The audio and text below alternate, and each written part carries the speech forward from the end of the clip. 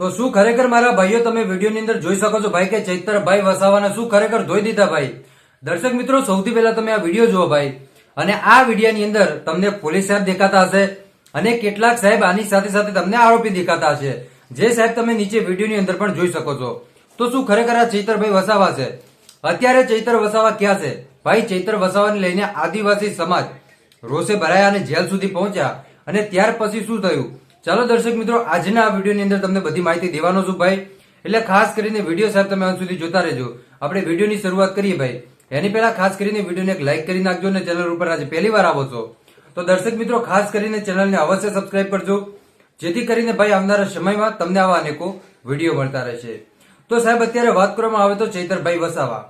હવે ચૈતરભાઈ વસાવા કે અત્યારે એ વડોદરાની સેન્ટ્રલ જેલની અંદર છે ભાઈ. આજે લગભગ 11મો દિવસ ઉગી ચુક્યો છે ભાઈ.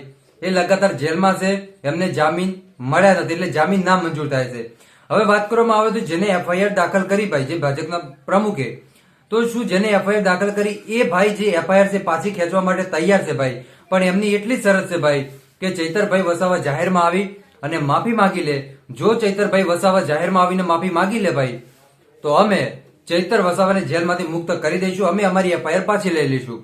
જો કે મિત્રો ચૈતર વસાવા ઉપર 18 થી 19 જેટલા ગુનાઓ કે જે દાખલ થયેલા છે ભાઈ, અને એના કારણે જ ચૈતરભાઈ વસાવાને જામીન નથી મળતા.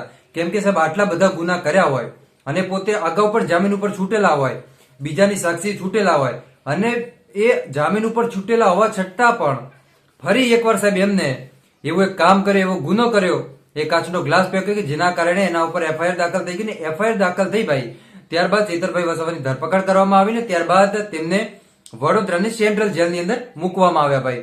તો અત્યારે વાત કરવામાં આવે તો ચૈતરભાઈ વસાવા વડોદરાની સેન્ટ્રલ જેલની અંદર છે ભાઈ, બારે આવ્યા નથી. જો બારે આવશે ભાઈ તો ચોક્કસપણે વિડીયોના માધ્યમથી તમને માહિતી આપતો રહીશ. બાકી આજ માટે આપણે આટલું રાખીએ છીએ. મળીશું આપણે નવા વિડીયોમાં. ત્યાં સુધી બધાને જય માતાજી, જય દ્વારકાધીશ. આગળ પણ આનો સપોર્ટ કરતા રહેજો. ધન્યવાદ.